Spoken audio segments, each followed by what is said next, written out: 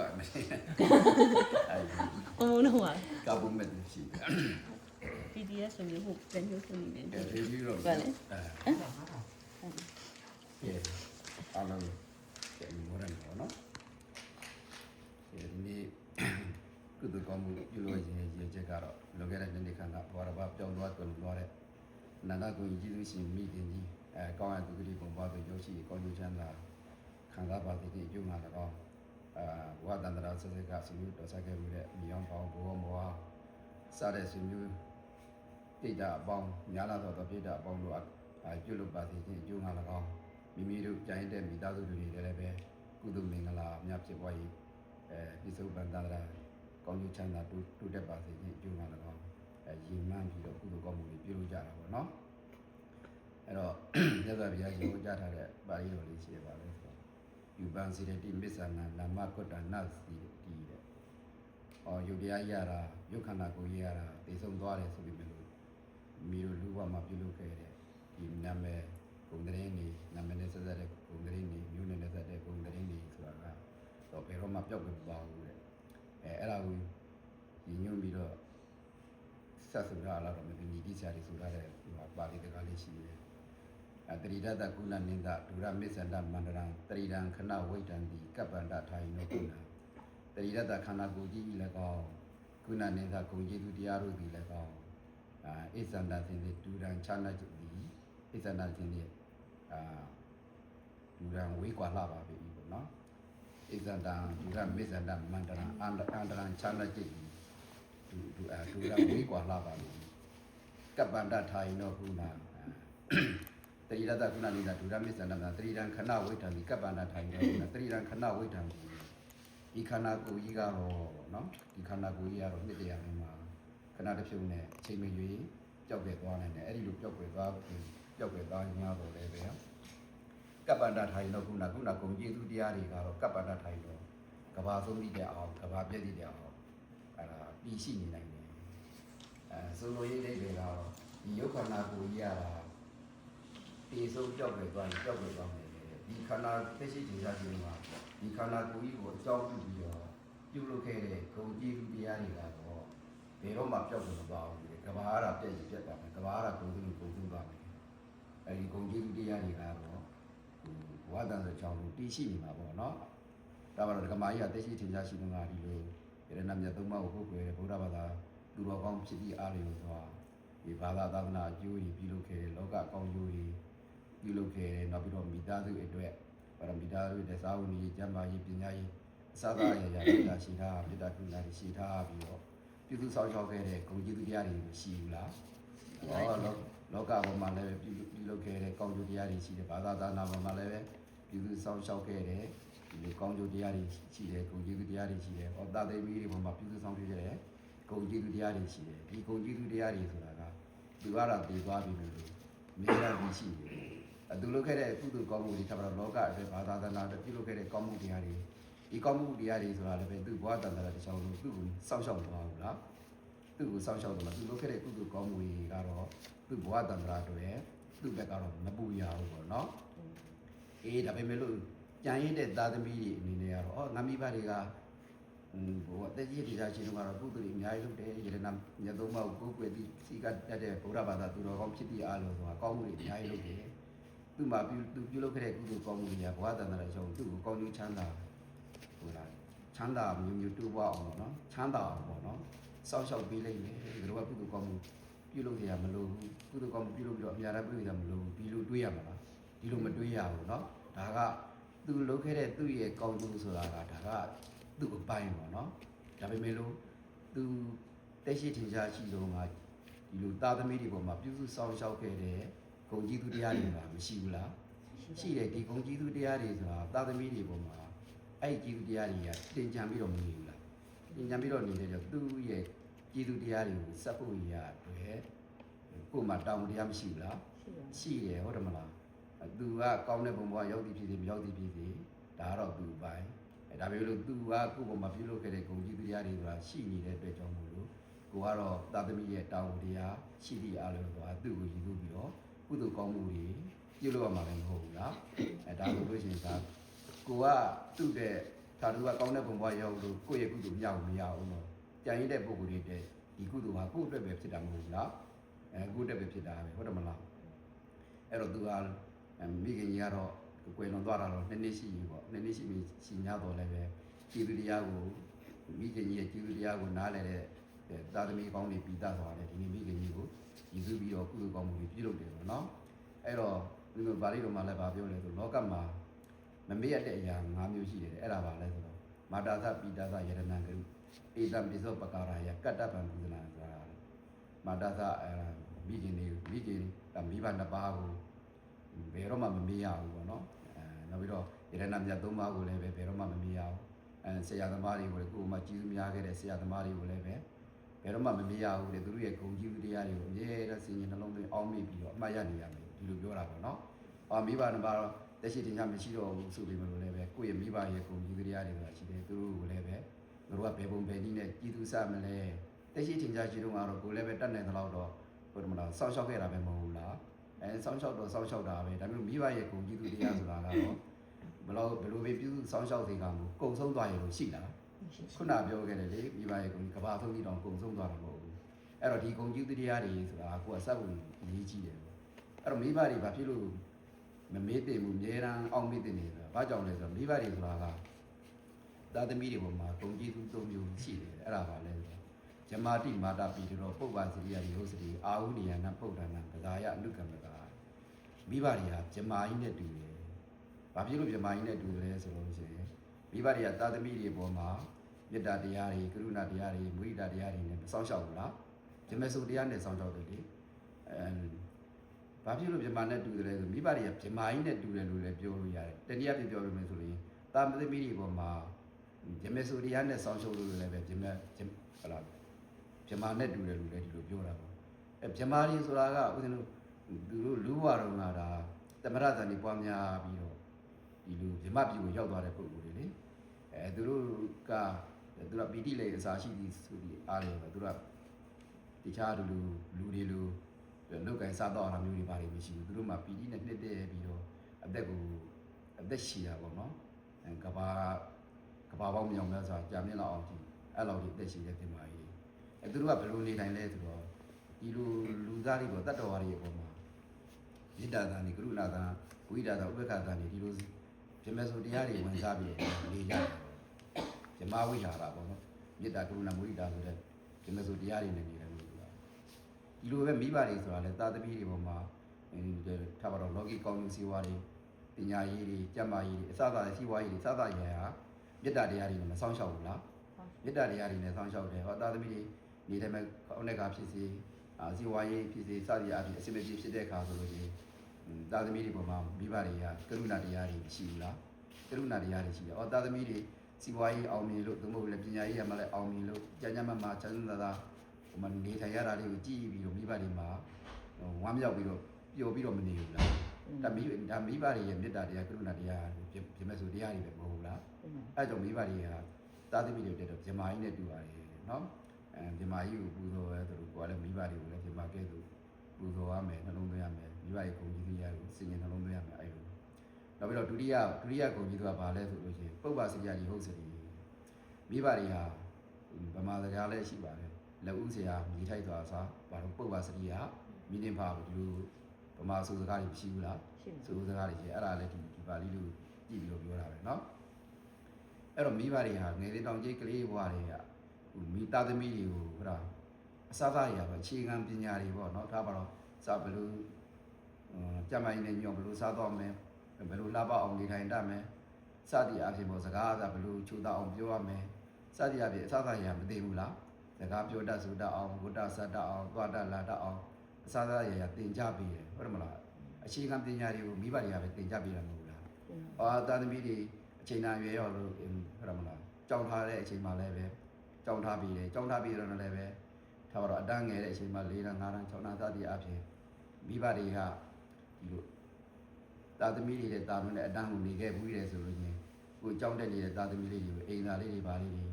ဝိုင်းဝန်းကူညီပြီးတော့တင်ပြပေးတာတွေပါလိမ့်မရှိခဲ့ဘူးလားရှိခဲ့ဘူးလေဟုတ်တယ်မလားသာသာရရပညာရေးရမှာလည်းပဲသာသာရပြုစုစောင့်ရှောက်ရတယ်အဲဒါကြောင့်မိဘတွေဟာသာသမီတွေအတွက်တော့ဘ ပထမဦးဆုံးဆရာလို့လည်းပြောလို့ရတယ်ဒီနေ့ပြောမိဘတွေဟာကိုယ့်အတွက်မှာတော့သားသမီးတွေအတွက်မှာတော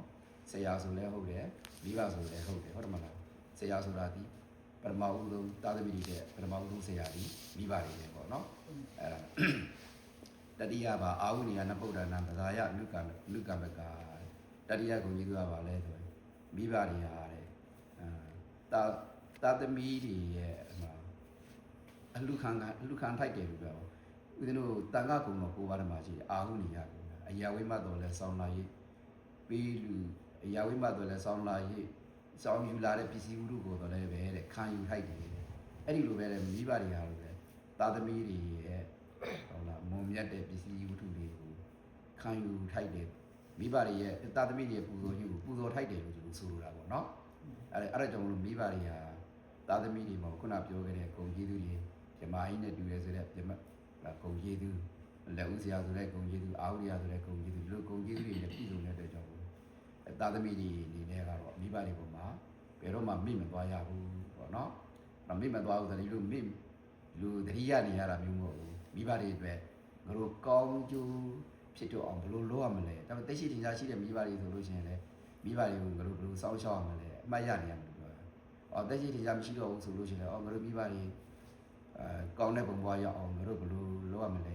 ကုသိုလ်ကောင်းမှုလေးတွေပြုလုပ်ပြီးတော့အများအားပြည့်ဝမှာဖြစ်အဲ့ဒီလူတွေစိတ်ကူးမထားဘူးလားစိတ်ကူးထားရတယ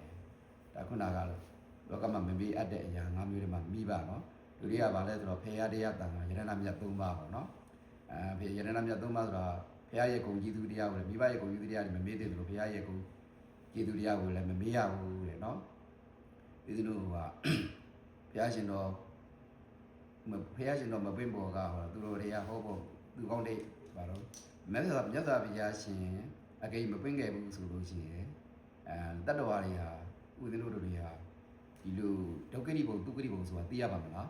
မသိရဘူးဟုတ်တယ်မလားဒီတရားကုသိုလ်ပဲတရားအကုသိုလ်ပဲဆိုတာသိရပါမလားမသိရဘူးမြတ်စွာဘုရားရှင်ပွင့်တော်မူလာတဲ့အခါကျတော့ဒုက္ခရိဘုံဆိုတာလည်းပဲသိရတယ်ဒုက္ခရိဘုံဆိုတာလည်းသိရတယ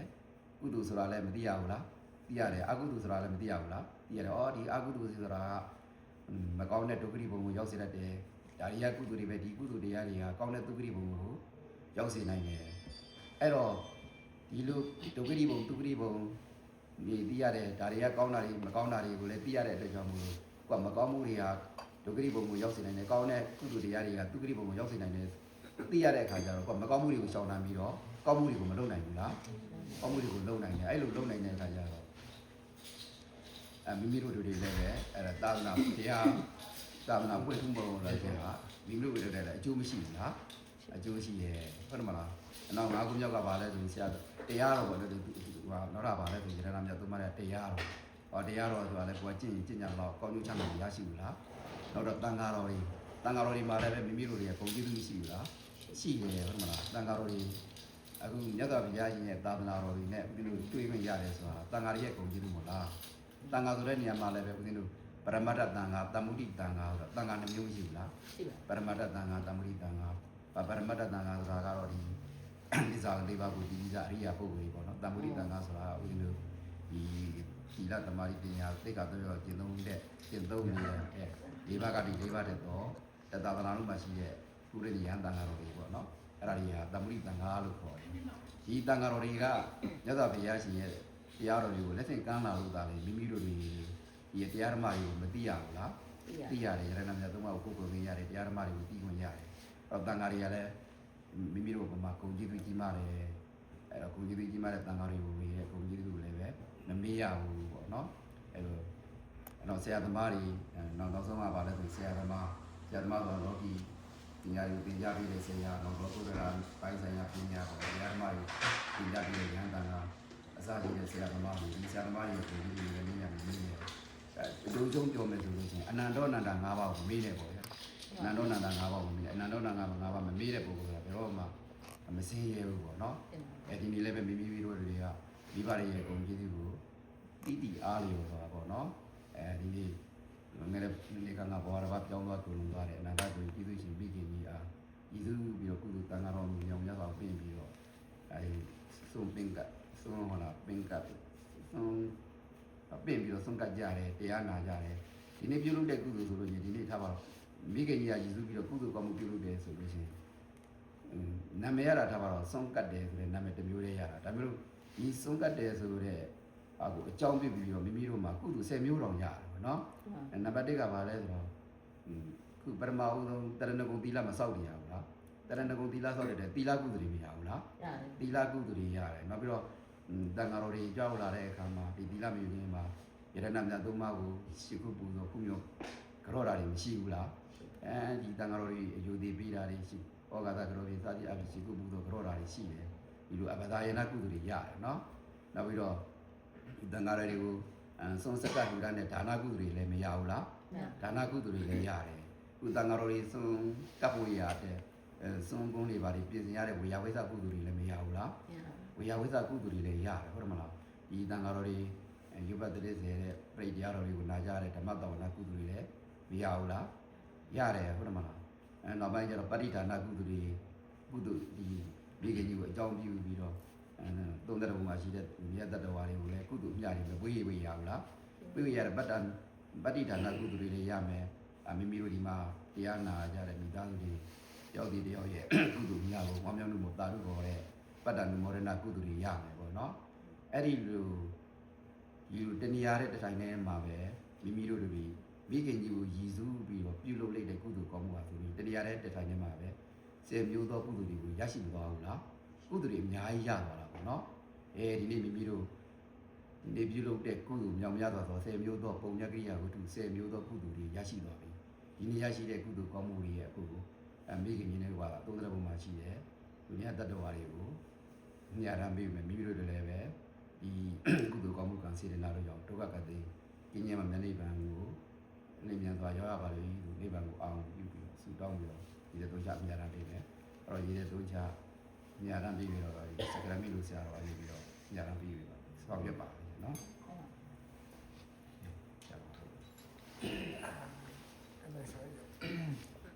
ရှင်ဖယား အရှင်ဖေယ ပြီးတော့တို့သည် ပြီးတော့တို့သည် မိဘတို့က မိဘတို့က ဝေခဲ့ဘူးသော ဝေခဲ့ဘူးသော ဝေကျေစုကို ဝေကျေစုကို သိယုံသာ သိယုံသာ သိကြသည် သိကြသည် သာသမီတာမန် သာသမီတာမန် မဟုတ်ကြမူ မဟုတ်ကြမူ ၍ ၍ သည့်အလျောက် သီးသည့်အလျောက် နောက်ထပ်တစ်ဖန် နောက်ထပ်တစ်ဖန် ကျေးဇူးဆက်ခြင်းက ကျေးဇူးဆက်ခြင်းက သာနိုင်သော သွားနိုင်သော သာသမီကောင်းအဖြစ် သာသမီကောင်းအဖြစ် ၌ ၌ လက်တည်ပြီးလျင် လိုက်ပြီးဖြင့်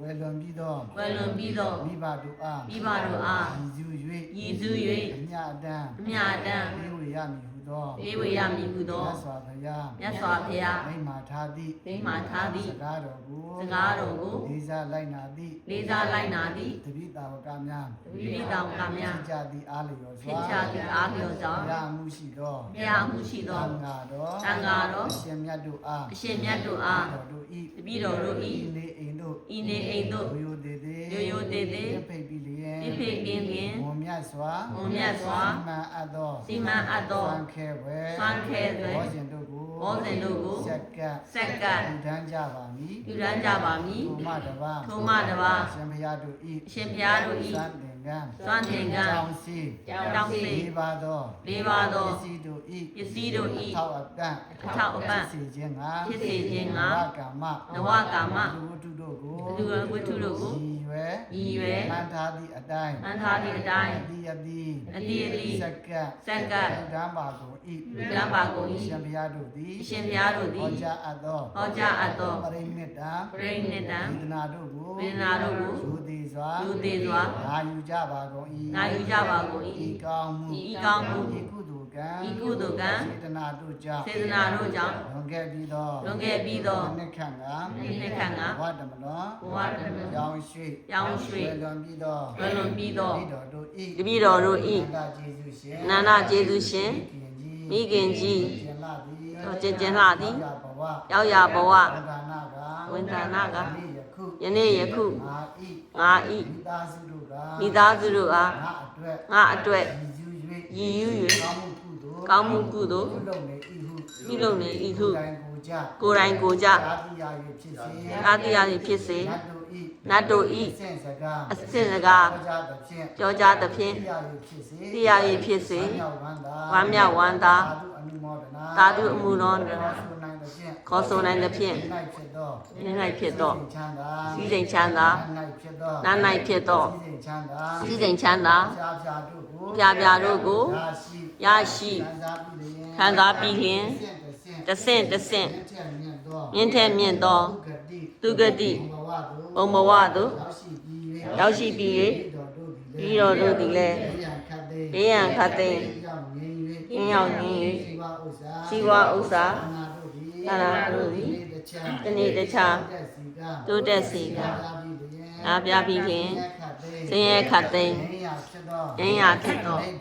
နိဗ္ဗာန်၏ ရရာရာကြောင်း ရရာရာကြောင်း ကောင်းမြတ်သော ကောင်းမြတ်သော အထောက်အပံ့သည် အထောက်အပံ့သည် ရှင်ဆက်မသွေ ရှင်ဆက်မသွေ ဖြစ်ပါစေသာ ဖြစ်ပါစေသာ ရှင်ဘုရား ရှင်ဘုရား ပြီးတော်တို့သည် တပည့်တော်တို့သည် ယနေ့ယခု ယနေ့ယခု လူတန်းရသော လူတန်းရသော ဒါနာကုသိုလ် ဒါနကုသိုလ် စောင့်တည်ရသော စောင့်တည်ရသော သီလကုသိုလ် သီလကုသိုလ် ပွားများရသော ပွားများရသော ဘာဝနာကုသိုလ် ဘာဝနာကုသိုလ် ကောင်းမှုကံ ကောင်းမှုကံ စေတနာတို့ဤ စေတနာတို့၏ ဖို့ဘာကကို ထို့ဘာကကို အထူးအားဖြင့် အထူးအားဖြင့် လွန်ခဲ့ပြီးသော လွန်ခဲ့ပြီးသော နိခန့်က နိခန့်က ဘဝတမတော် ဘဝတမတော် ရောင်းရွှေ ရောင်းရွှေ ဝယ်လွန်ပြီးသော ဝယ်လွန်ပြီးသော တပည့်တော်တို့ဤ တပည့်တော်တို့၏ နန္ဒကျေးဇူးရှင် နန္ဒကျေးဇူးရှင် မိခင်ကြီး မိခင်ကြီး ဗုဒ္ဓလအား ဗုဒ္ဓလအား ဤစု၍ ဤစု၍ အမြ အမြအမြ လေးဝေငါပါ၏ လေးဝေငါပါ၏ အမြအမြ အမြအမြ လေးဝေငါပါ၏ လေးဝေငါပါ၏ အမြအမြ အမြအမြ လေးဝေငါပါ၏ လေးဝေငါပါ၏ ဝယ်လွန်ပြီးသော ဝယ်လွန်ပြီးသော တပည့်တော်တို့ဤ တပည့်တော်တို့၏ နန္ဒကျေးဇူးရှင် နန္ဒကျေးဇူးရှင် ဖခင်ကြီးအားလည်း ဖခင်ကြီးအားလည်း ဤကောင်းမှု ဤကောင်းမှု ကုသိုလ်အစုကို ကုသိုလ်အစုကို မြပေးဝေပါ၏ မြပေးဝေပါ၏ ထိုမှတပါ ထိုမှတပါး ဘဝတန္တရာ ဘဝတန္တရာ အဆက်ဆက်က အဆက်ဆက်က ယနေ့ကြအောင် ယနေ့ကြအောင် မြို့တော်ဆက်ကုန်သော သမျိုးတော်ဆက်ကုန်သော မိဟောင်းဖဟောင်း မိဟောင်းဖဟောင်း ဆွေဟောင်းမျိုးဟောင်း ဆွေဟောင်းမျိုးဟောင်း ဘိုးဟောင်းဘွားဟောင်း ဘိုးဟောင်းဘွားဟောင်း ကျေးဇူးရှင် ကျေးဇူးရှင် ဘုရားအပေါင်းတို့အား၎င်း ဘုရားအပေါင်းတို့အား၎င်း တပည့်တော်တို့ဤ တပည့်တော်တို့၏ ကုသိုလ်အဖို့ကို ကုသိုလ်အဖို့ကို ညှော်လင့်နေကြကုန်သော မျှော်လင့်နေကြကုန်သော မြင်အပ်မမြင်အပ်သော မြင်ရမမြင်ရသော ဘုဒ္ဓတဝါ ပုဂ္ဂိုလ်တ attva အားလုံးတို့အား၎င်း အားလုံးတို့အား၎င်း သင်ရှားရှိ သင်ရှားရှိ သင်ရှားမရှိကုန်သော သင်ရှားမရှိကုန်သော မိဘ